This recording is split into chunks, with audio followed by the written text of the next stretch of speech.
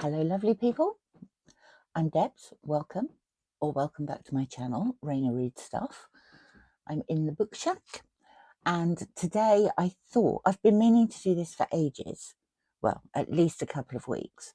I like to do a halfway video for each quarter of Historathon 2024. I'm a bit late, but it is still November just.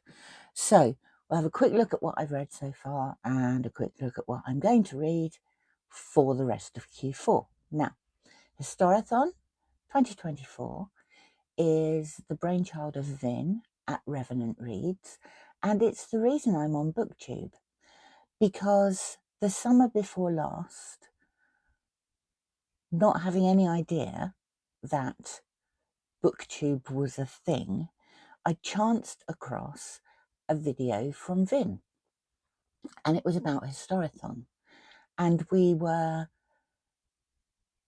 first quarter had finished and we had 2 weeks to go of the second quarter. So that would put us at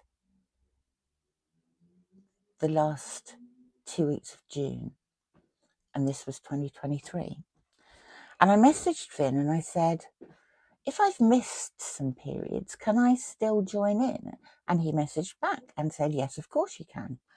So I did. And in fact, the second video I ever made was my reads. I caught up. I quickly read a book for the first quarter, which is prehistory up to the year 500. And then I read another one quickly for the second quarter, which is the year 500 to 1500. The third quarter is 1500 to 1820. And the fourth quarter each year, which we are currently in, is 1820 to the present day. So yeah, that was my second video. And Vin is entirely responsible for me joining BookTube. You can blame him. Read by Fred is another one. They were the first two channels that I followed. Anyway, enough of that.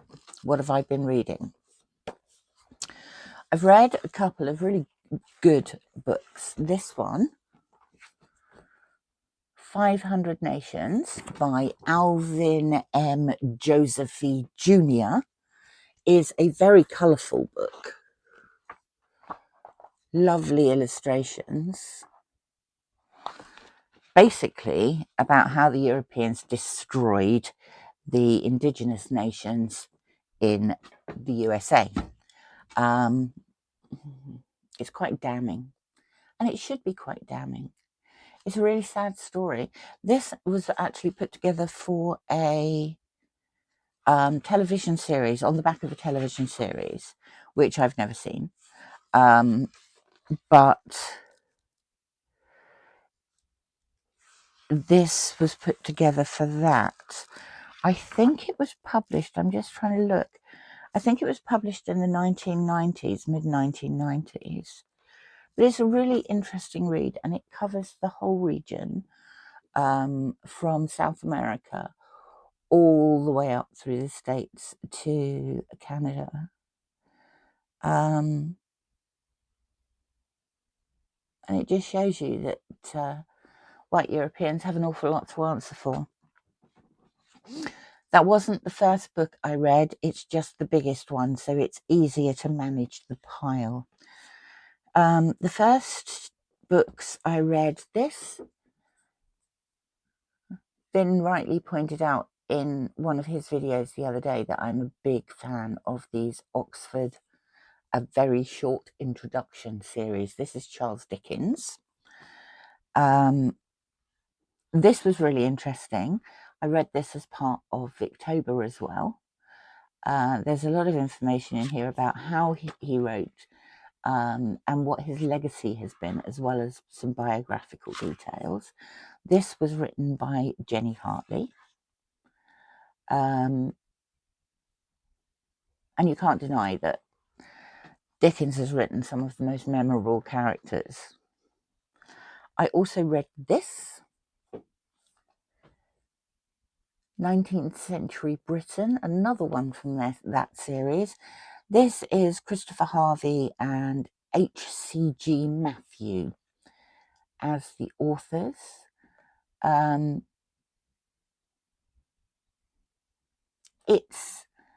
It concentrates on the economic and the social change in Britain. And again, really interesting. These books are great if you just want a grounding in something to see whether or not you want to move on and read further into it. I have a whole selection of them, not just history, because I pick them up every time I see them out in the wild. They come in very useful. Then I read this, The Twins of Auschwitz. This was by Eva Moses Kaur, with assistance from Lisa Rojani Bucchieri. It's an international bestseller, and obviously, as the title suggests, it's about twins in Auschwitz. Eva Kaur and her twin Miriam. Excuse me, I'm going to have a quick sip. They and their family were taken to Auschwitz and they were immediately separated off. The twins were taken to Dr. Joseph Mengele, who was known as the Angel of Death and who experimented hideously on subjects that interested him, particularly twins.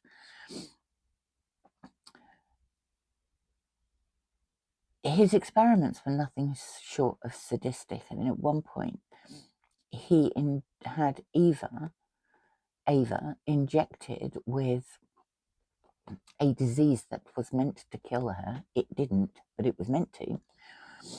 And studied how the disease developed in her.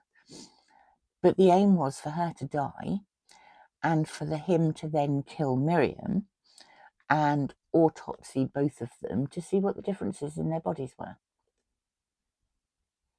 It's heartbreaking, as often these things are. But it's written in a very matter-of-fact way. There's no element of poor me in here. It's just very eloquently and matter-of-factly written. Ava went on to become a campaigner after the war, and the family were Jewish. She decided to forgive those people who had captured her. And she did that because she felt it was a weight off her shoulders. But she then got criticism from the Jewish communities because some people said they shouldn't be forgiven.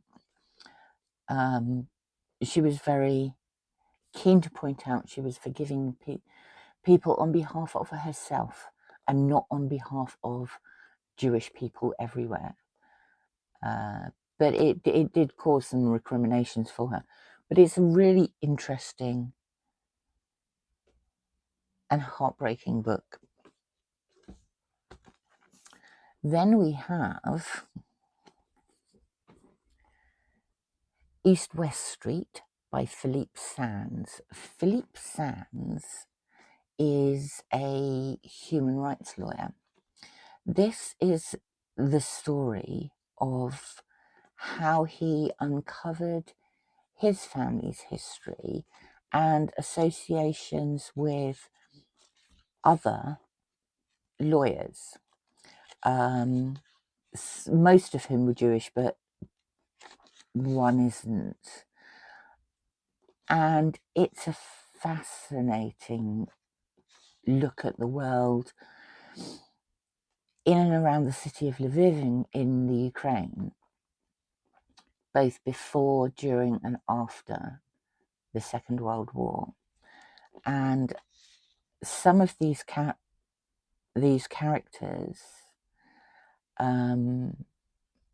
became lawyers, eminent lawyers, who assisted in various ways at the Nuremberg trials. It's really well written. It's a gripping read. It won the Baillie Gifford Prize, I want to say, in 2017. But it's a very personal book, but also it takes in a huge story. It's about humanity. It's about law, and it's about family secrets.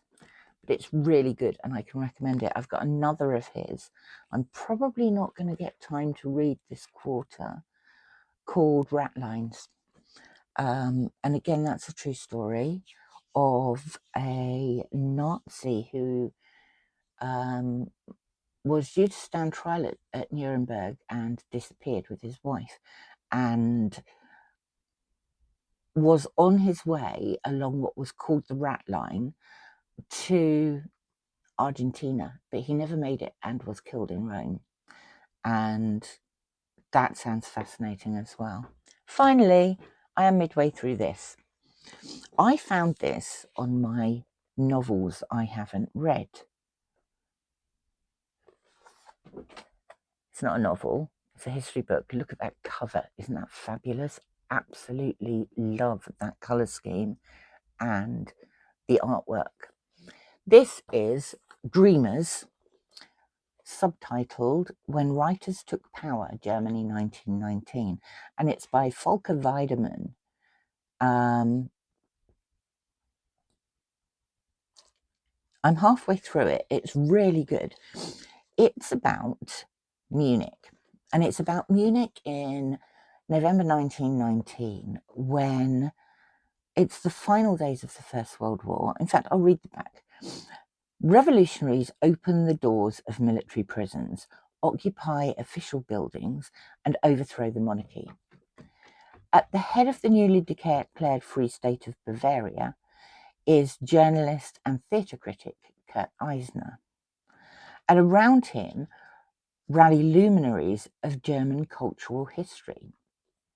When he says luminaries, you have people like Thomas Mann, Rainer Maria Rilke, Ernst Toller, and other